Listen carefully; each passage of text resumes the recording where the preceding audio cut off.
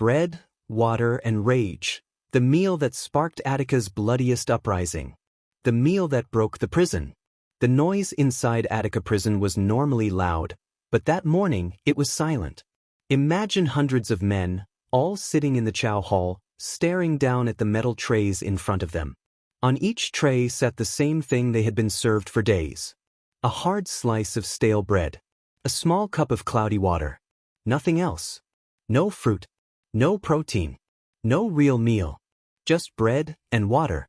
One inmate, Samuel, picked up the slice of bread, bent it with his fingers, and it snapped like a piece of wood. Another inmate whispered, "They think we're animals." A third slammed his tray so hard the whole table shook. Then came the moment that changed everything. An officer walked by and said loudly, "If you don't like it, don't eat." That one sentence lit the fuse. Men stood up. Chairs scraped. Voices rose. And from the far corner of the chow hall, someone shouted, "We've had enough." That was the moment the entire prison exploded with rage. And within hours, Attica Correctional Facility would descend into one of the bloodiest uprisings in American history. What happened next is the story you're about to hear. The breaking point inside Attica. The Chow Hall riot didn't start out of nowhere. It was the final spark in a place that had been ready to blow for a long time. For months, the inmates at Attica lived under harsh conditions. Food was small and barely edible. Showers were limited. Medical help took hours, sometimes days. And punishment came fast, even for tiny mistakes. Most of the men inside weren't dangerous monsters. Many were young, scared, and just trying to survive another day. But the system treated all of them the same. Inside Attica, the rules were simple. Don't complain. Don't question. Don't expect mercy. By late summer, frustration had reached a dangerous level.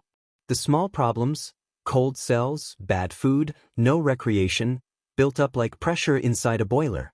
Then came the meal. The one that turned anger into action. For 3 days in a row, the prison served only bread and water for breakfast and lunch. The bread wasn't fresh, it was dry, cracked, and sometimes had green spots. The water tasted like metal, and inmates complained it made them sick.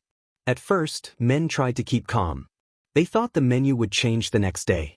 But it didn't. On the third morning, when the trays came out again, the entire room felt different. No casual talking. No joking. No movement. Only eyes filled with anger. One inmate, a quiet man named Leon, stood up slowly. He wasn't the type to start trouble. But that morning, he couldn't take it anymore. He held up his tray and called out, "We are human beings. We deserve real food." Some inmates nodded. Others slammed their fists on their tables. The correctional officers watched nervously, hands on their batons. A guard approached Leon and ordered him to sit down. When Leon refused, the guard grabbed his arm. That single act, just a grab, was enough to break the thin line holding everything together. Men surged to their feet. Some threw their trays. Others shouted at the guards. The entire hall filled with noise, fear, and shouting. The officers tried to force the crowd back, but it was too late. The anger was too much. This wasn't a fight anymore. It was a message. We're done being ignored. The Chow Hall rebellion was only the beginning. When order collapsed, the moment the first tray hit the floor, everything changed inside Attica. Guards rushed toward the center of the Chow Hall, trying to calm the men down, but the inmates had already reached their breaking point. They weren't thinking about escape. They weren't thinking about violence. They were thinking about survival, and survival meant being treated like humans again.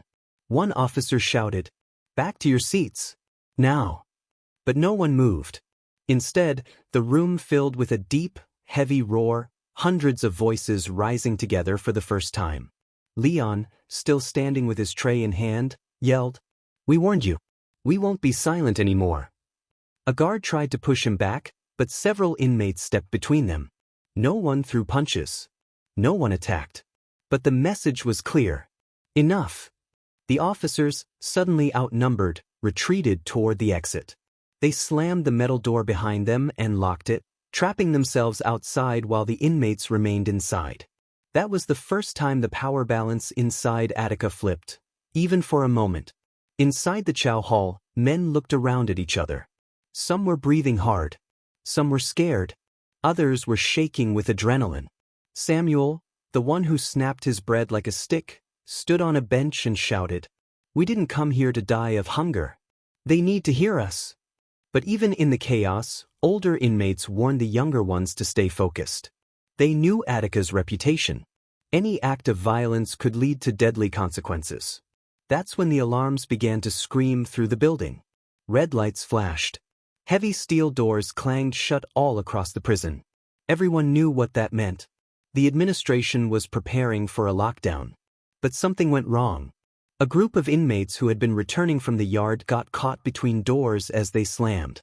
They panicked. They pushed. They fought to avoid being trapped in the narrow corridor. A guard shouted orders, but the pressure of bodies pushed him against the wall. His keys fell. They hit the floor with a loud metallic clink. This was the moment that changed everything, not by plan, not by strategy, but by pure accident. An inmate grabbed the keys. He didn't attack anyone. He didn't threaten anyone. But he shouted out something that echoed through the halls. "The doors are open." And suddenly, word spread like wildfire. Inmates left the Chow hall. Others rushed from their cells. Confusion mixed with fear. Men who had never met were now shouting orders to each other, trying to figure out what to do. Some wanted to negotiate. Some wanted to protest. Some wanted to take control of the prison. Attica was no longer under the guard's command. It was under no one's command. The prison takes control. The sound of those keys hitting the floor was like a lightning strike. No one planned it. No one expected it.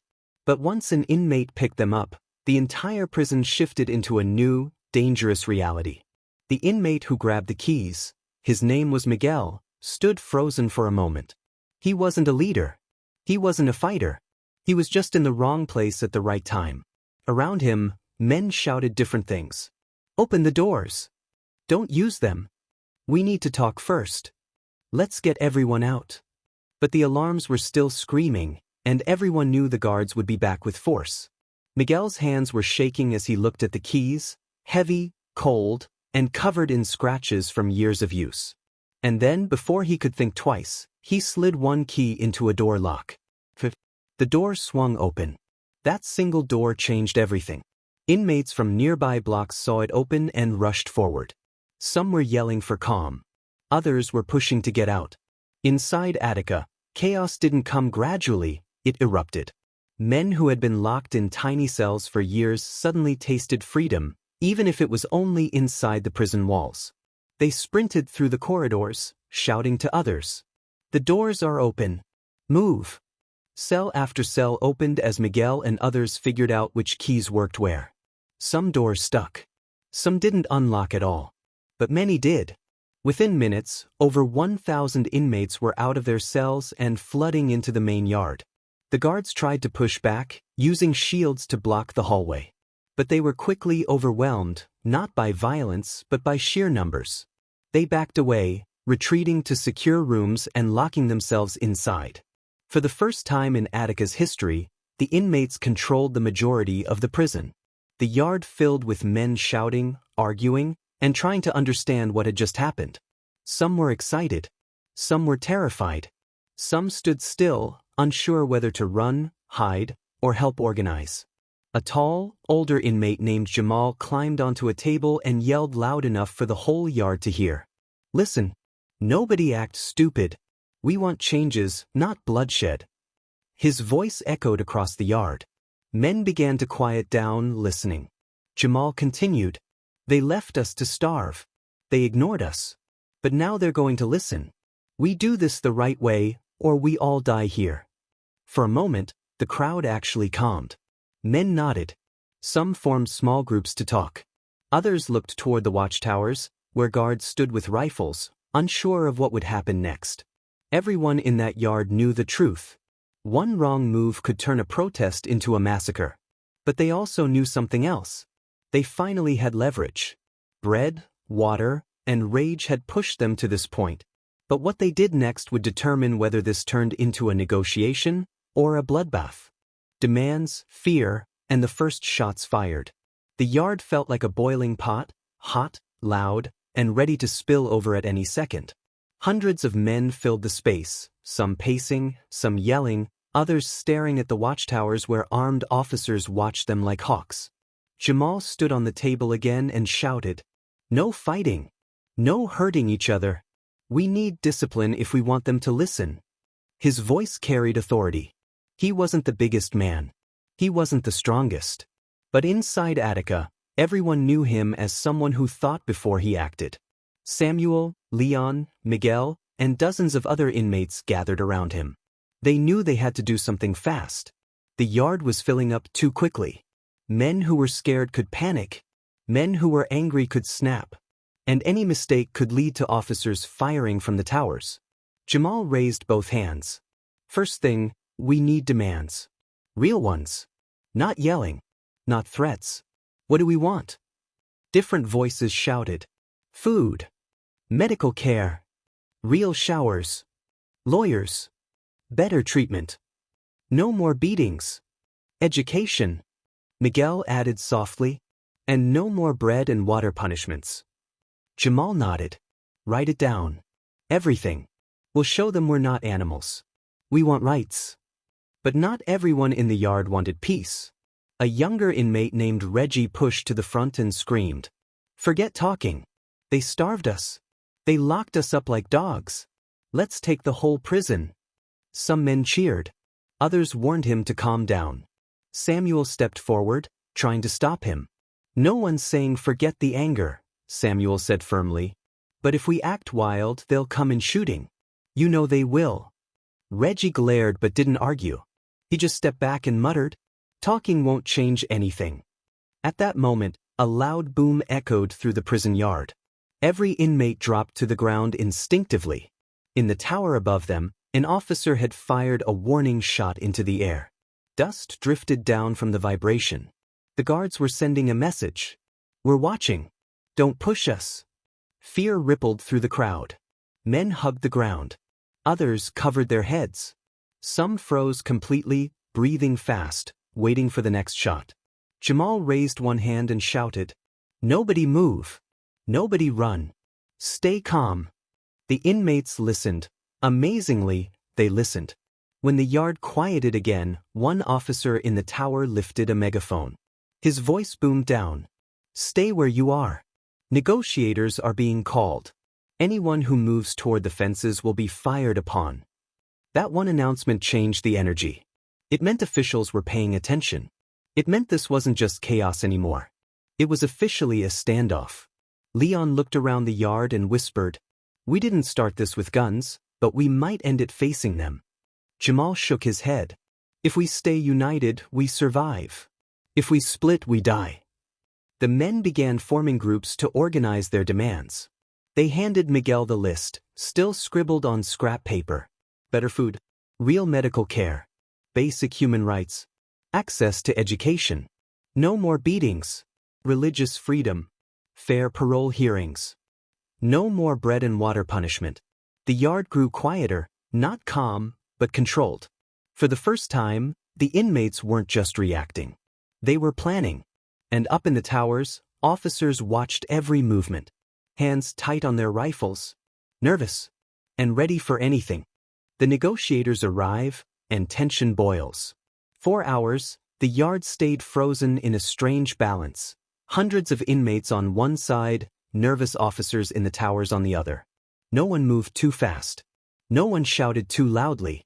Everyone knew one mistake could bring gunfire. By late afternoon, the heavy steel gate at the far end of the yard opened. 4 men stepped inside. They weren't guards. They weren't inmates.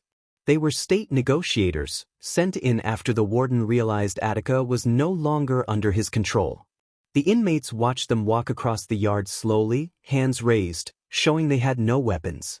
The negotiators looked tense, eyes scanning every direction, breaths short, suits damp with sweat. One of them, a calm, older man named Mr. Donnelly, lifted his voice. "We are here to listen. We ask that you stay peaceful so we can talk." Jamal stepped down from the table and walked forward with a small group, Miguel, Samuel, Leon, and a few respected inmates from different blocks. When they reached the negotiators, the entire yard went silent. It felt like the whole prison was holding its breath. Mr. Donnelly asked softly, "What do you want?" Jamal unfolded the crumpled sheet of demands and read them out one by one. Better food. Medical care. Education. No more beating inmates.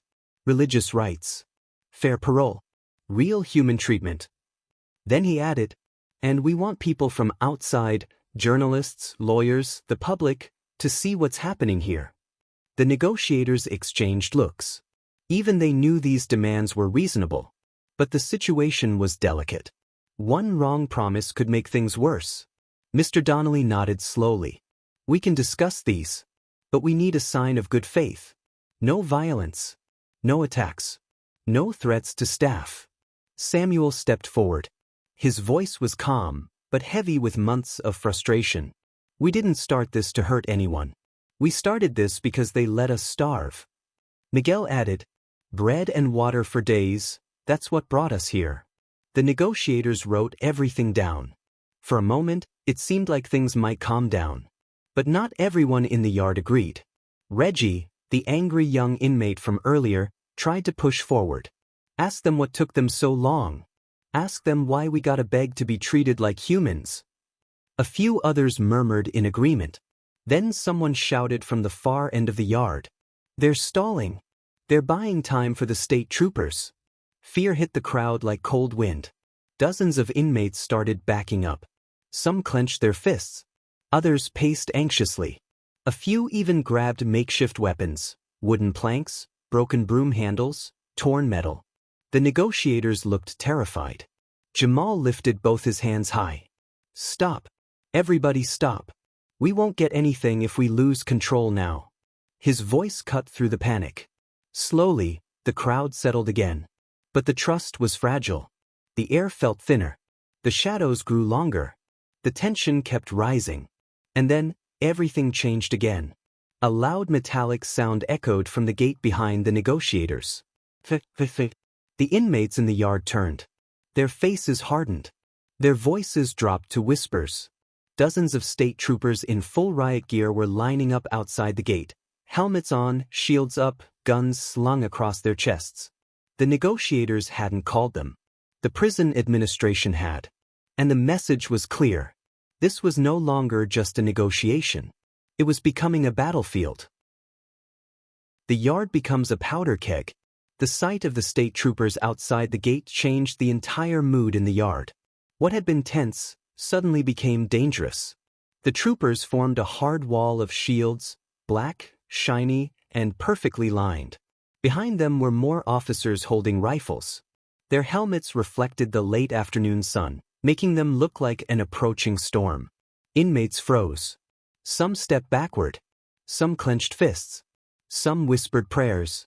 Samuel whispered to Miguel, "This is bad, man. This is real bad." Miguel swallowed hard. He had never meant for any of this to happen. He had picked up the keys by accident. Now, he was standing in the middle of a prison uprising with armed troopers staring him down. Jamal walked up to the negotiators, anger tight in his jaw. "You said we were talking. Why are they here?" Mr. Donnelly looked just as confused and scared. "This wasn't us. The higher-ups must have called them. We're still negotiating, don't panic. Please." But telling hundreds of frightened, desperate inmates not to panic was like trying to stop a wave with your hand. From the back of the crowd, Reggie shouted, "See! I told you they were tricking us. They ain't here to talk, they're here to shut us down." Other voices rose. "They're coming in. They're gonna shoot. They're about to rush the yard." Fear spread fast, too fast. Jamal jumped onto the table again. His voice cracked from shouting, "Everyone stay where you are. Nobody move toward the gate." But the yard felt unstable, like it was shaking without actually moving. Men started grabbing whatever they could turn into weapons. Broken wood, metal pipes, shards of plastic. Not because they planned to attack, but because they thought they might need to survive. The negotiators stepped forward, waving their arms at the troopers. Mr. Donnelly yelled, "Hold your line. Do not enter. We are in negotiation." Stand by. But the troopers didn't step back. They didn't lower their weapons. They didn't move at all. They stood perfectly still, like a wall waiting for the signal to charge. Inside the yard, the fear became something heavier. Not anger, not rebellion. Something closer to hopelessness. Leon looked around at the men and whispered, "We're trapped between hunger and guns." A sudden crackle came from the intercom system above the yard. Then the warden's voice filled the air, cold, sharp, professional. "Return to your cells immediately. This is your only warning." The yard exploded with noise. "We can't. The doors are open. They'll beat us if we go back. We want our rights." Jamal grabbed the megaphone from one negotiator and shouted back, "We're ready to talk. But we're not going back to those conditions." The warden responded instantly. "Order must be restored. Stand down or force will be used." That sentence sent a chill through everyone. Force. No negotiation. No compromise. Force. Jamal lowered the megaphone slowly. He looked at Miguel, Samuel, men who never wanted violence. He looked at the negotiators, men who were losing control over the situation. And then he looked at the troopers, motionless, disciplined, waiting. In that moment, Jamal understood something painful. This wasn't about bread anymore. This wasn't even about rights. It was about survival. And the next decision, whatever it was, could decide who lived and who didn't. A fight to be heard. Night began to fall over Attica, and the yard grew darker, colder, and more dangerous. The troopers outside the gate didn't move an inch. The inmates inside the yard barely moved either. Every breath felt like it could be the spark that started a fire. Jamal paced slowly in front of the negotiators, his face tight with stress. He wasn't scared for himself, he was scared for the men behind him. Hundreds of inmates were depending on him to hold the line. Mr. Donnelly spoke in a shaky voice. "Jamal, if the troopers move in, I can't stop them. Please, help us keep this peaceful." Jamal nodded, but he didn't look convinced. "We're trying, but they're the ones bringing guns." Samuel walked over, his face pale. "People are panicking. Nobody knows what's happening. You need to talk to them again." Jamal took a long breath, then climbed back onto the table. The yard quieted, hundreds of eyes turning toward him. "Listen up," he shouted. "Nobody is attacking the guards. Nobody is starting fights. We are demanding our rights, not starting a war." Some inmates nodded. Others muttered nervously. A few glanced back toward the looming troopers. Jamal raised his voice. "They starved us. They ignored us. But today we finally made them listen." The crowd murmured. He continued, "We want real food, real medical care, real respect. And we will not go back until we get it." In that moment, the yard found a bit of hope. Not safety, but hope. Even the negotiators felt it. For the first time since the uprising began, Mr. Donnelly allowed himself a breath. But then, from the far edge of the yard, a sudden scream cut through the air. Two inmates were fighting. Not over food. Not over guards. Just fear boiling over. They shoved each other, cursing, swinging wildly. Others rushed to pull them apart, but the damage was already done. A trooper misread the commotion. He raised his rifle. Bang! A single shot fired into the air. The entire yard hit the ground at once, including the negotiators. People screamed. Men crawled for cover. Others shouted without knowing who they were shouting at. Miguel grabbed his head and yelled, "We're not attacking! We're not attacking!" But fear spread like wildfire. Bodies pressed together. Men tried to hide behind tables, against fences, behind each other. Jamal jumped down from the table and sprinted toward the negotiators. "Call them off," he yelled. That wasn't an attack. It was two scared men.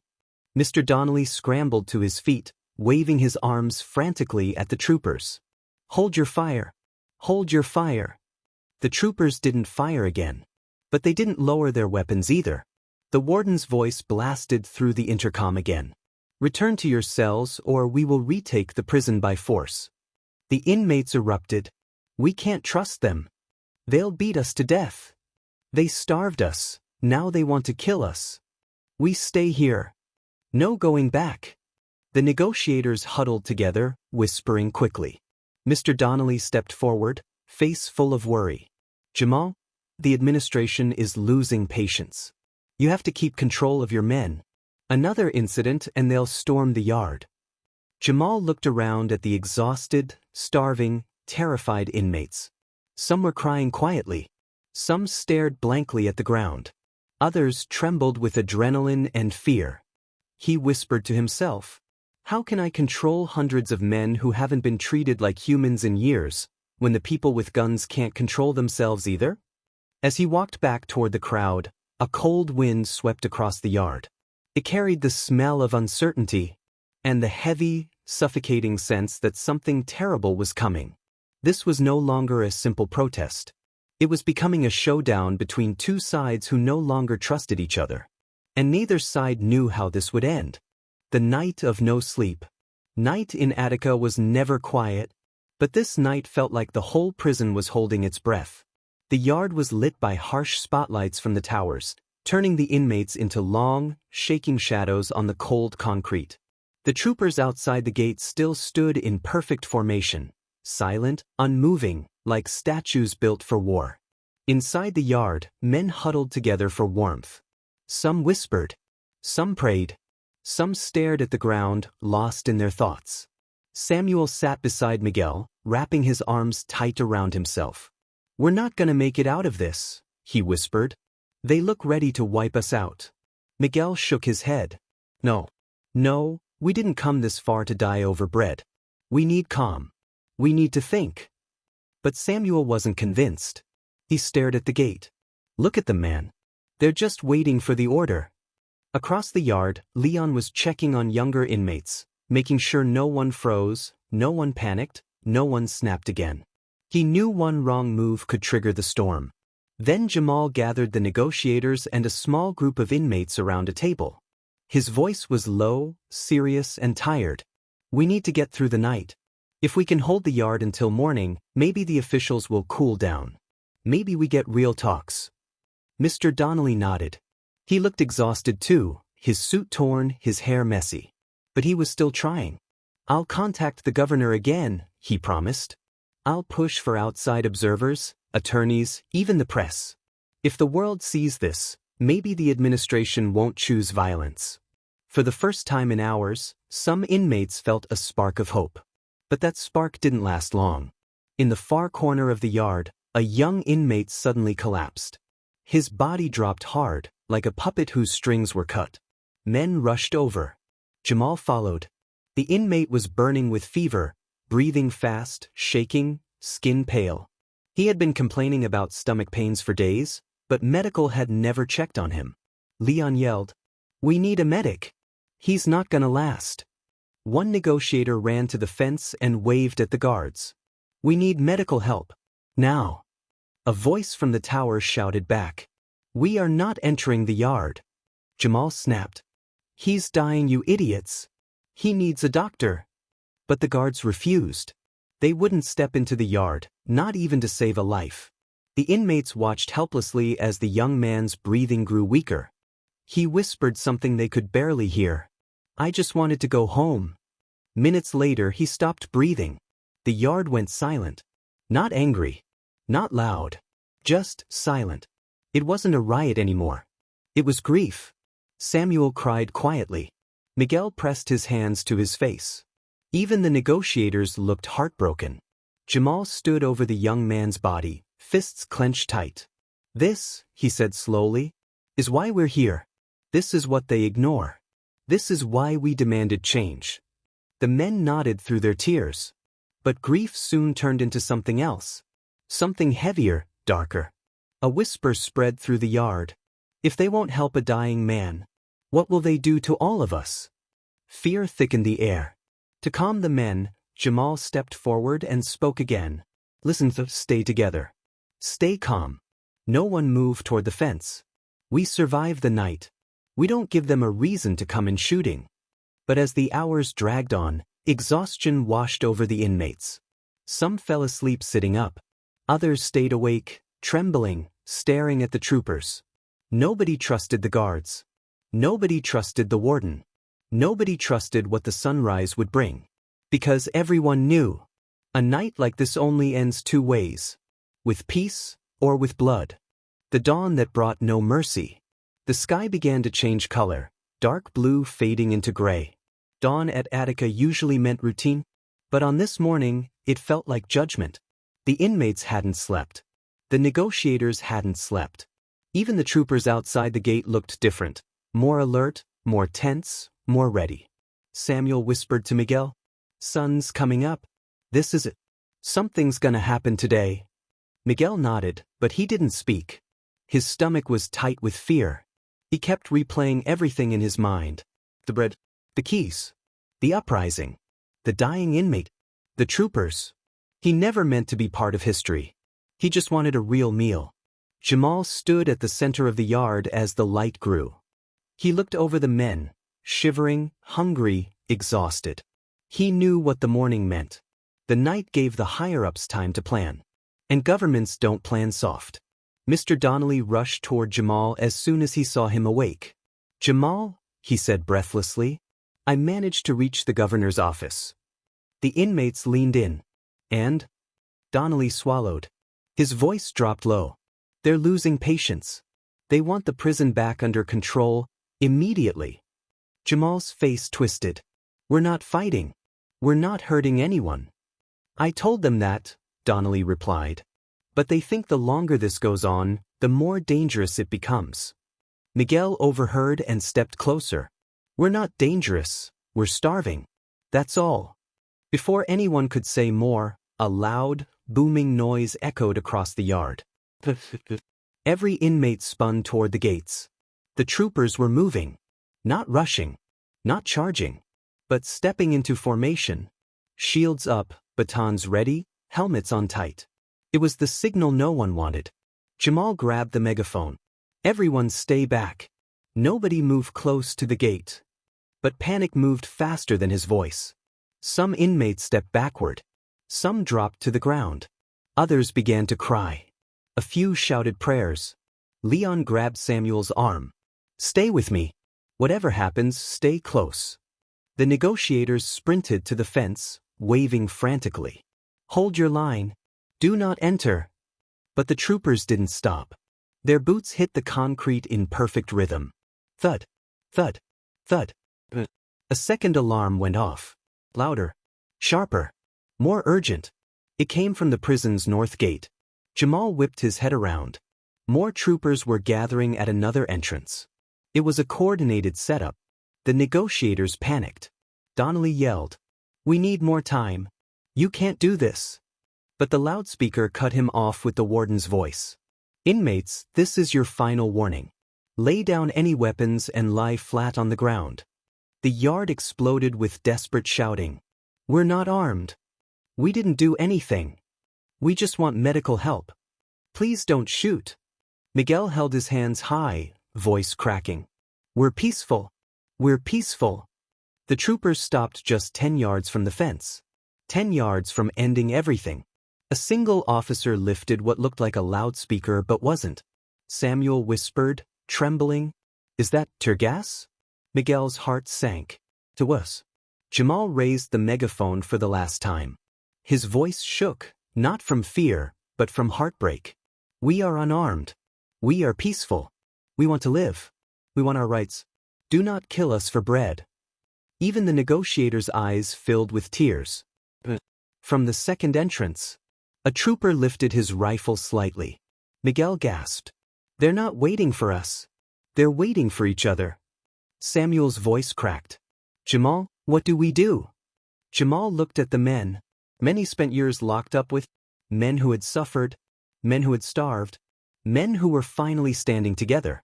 He whispered, "Pray." Because now, the decision was no longer theirs. The first shot that changed everything. The yard was frozen in terror. Hundreds of inmates stood shoulder to shoulder, hands raised, breaths shaking, eyes locked on the two lines of advancing troopers. It felt like time had slowed down, like the world was holding its breath, waiting for a sound no one wanted to hear. The troopers at the north gate took another step forward. Shields up. Gas launchers raised. boots pounding the concrete in perfect unison. Thud, thud, thud. Miguel whispered, "They're going to rush us." Samuel grabbed his arm. "Don't run. If you run, they'll shoot." Leon moved through the crowd, yelling for everyone to stay calm. "Hands up! Hands up!" Nobody makes sudden moves. But fear makes men shake, and shaking looks like movement. Up in the towers, officers watch through scopes. And when nervous men with rifles watch nervous crowds of inmates, misunderstandings can turn deadly. A sudden shout came from the far left corner of the yard. "He's got something." In reality, the inmate was only trying to pull up his pants. They were sagging after a night of no belts. But one trooper misread the movement. His finger tightened. Bang! A gunshot cracked across the yard like lightning. The sound tore the air apart. The inmates screamed and dove for the ground. The negotiators dropped instantly, covering their heads. Miguel fell to his knees, hands over his face. Samuel flattened himself, shaking violently. Leon grabbed two younger inmates and dragged them down with him. But Jamal didn't fall. He stood still, frozen, eyes wide as he looked toward the corner of the yard. A man was lying on the ground, not moving. Blood spread across the concrete like a dark shadow. Inmates cried out, "He's hit. They shot him. He wasn't doing anything." The warden's voice blasted through the intercom. "Inmates, down on the ground. Do not move." "But how do you stay still when someone has just been shot beside you?" Another trooper shouted, "Gas ready."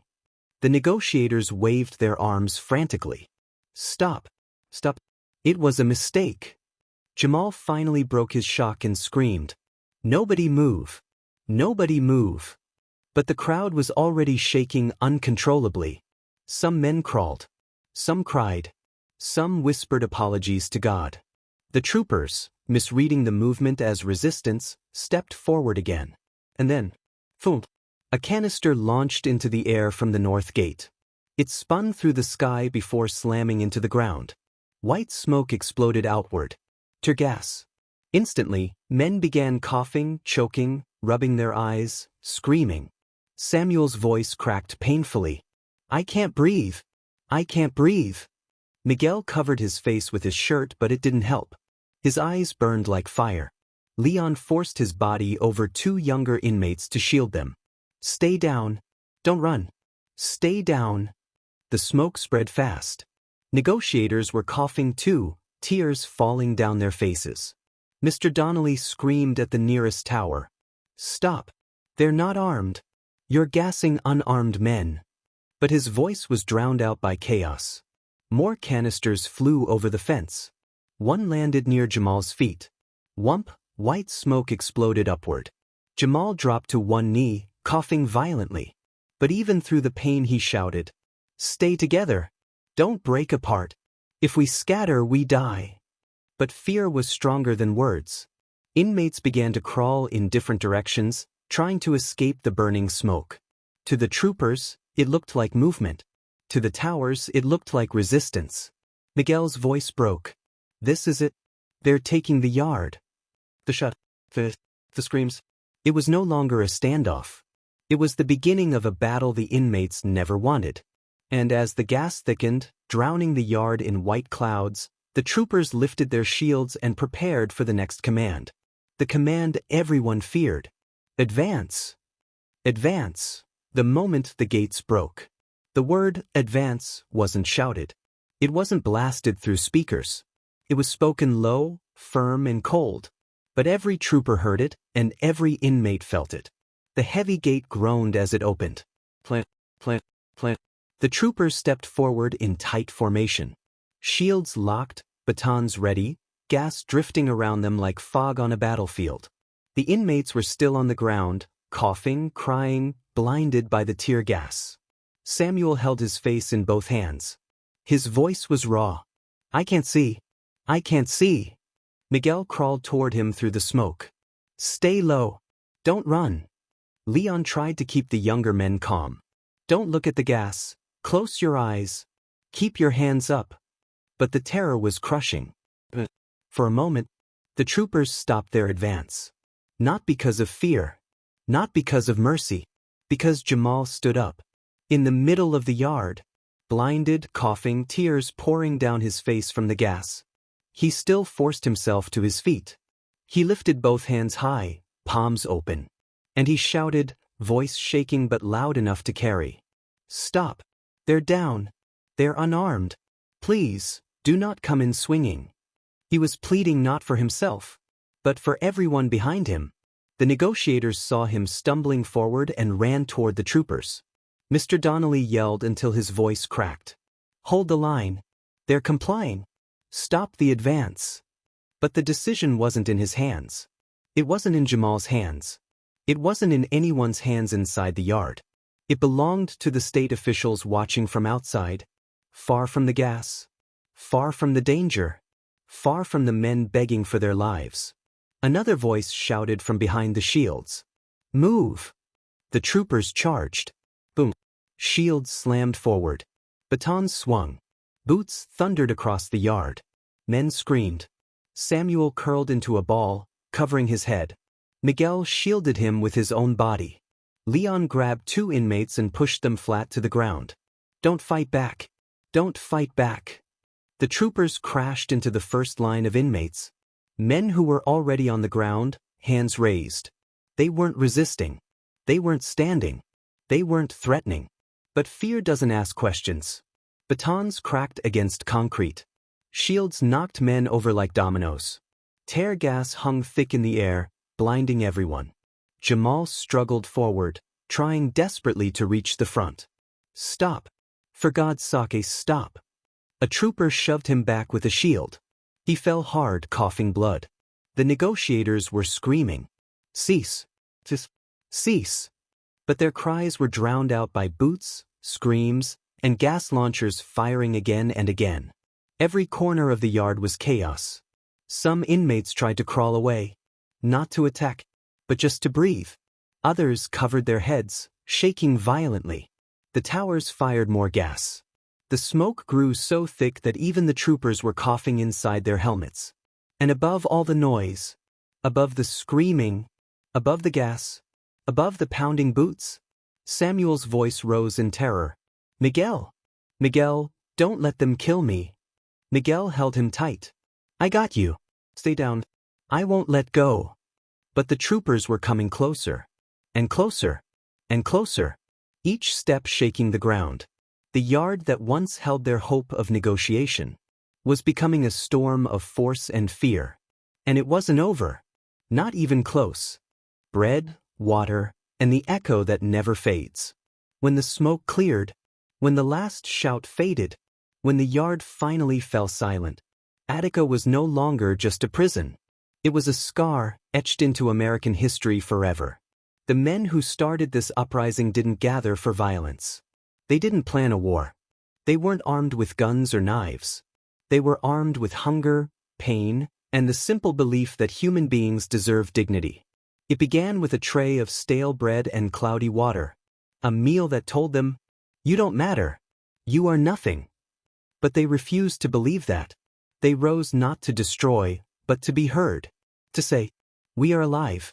We feel. We suffer. And we deserve to be treated like humans. Miguel never asked to hold those keys. Samuel never asked to face tear gas. Leon never asked to shield frightened men. And Jamal never asked to lead anyone into danger.